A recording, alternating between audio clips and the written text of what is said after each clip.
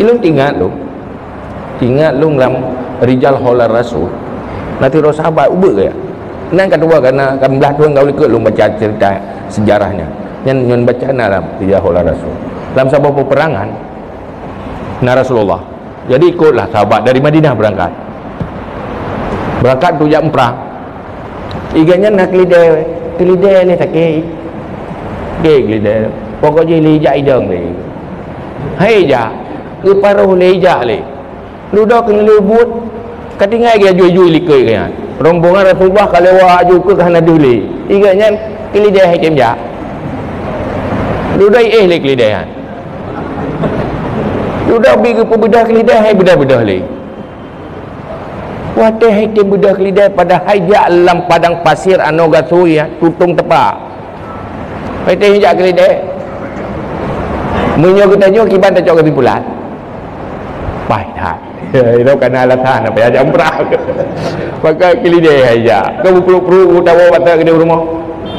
Ada yang alasan bukti kelidai hai temja.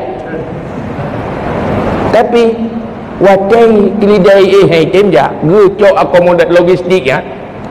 Bahan tu makanan dan untuk persiapan ke umrah. Gepedu atau bahu geplung lah no gasui hanya gejak dengan dapat bacuk-bacuk payah grup-grup buat tutung kaki. Sehingga katrip rombongan Rasulullah ke preh tu duduk kan met-met urung lalu kiak gunung dia tinggal geplung-plung so je duduk bagi kegagayan ingan kulu-kulu Rijal Holar Rasul Tuhan menang perang. Tidak ada istilah halangan ini halangan itu.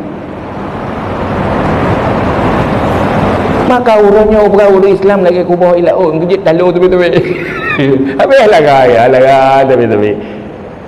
Dia berperang untuk korbannya orang.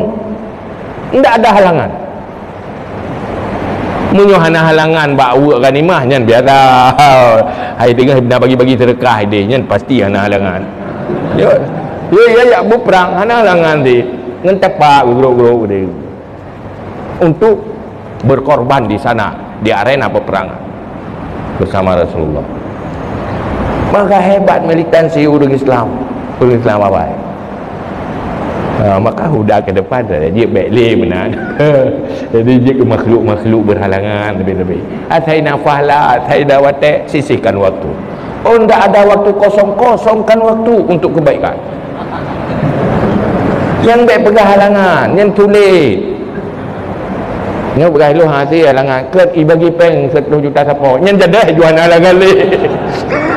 Halangan tak kubah oh sibuk lain tak kubah hantu je nak bubut dudau. Ni kan alasan aja. Bukan tak ada waktu kosong. Bukan sebenarnya halangan.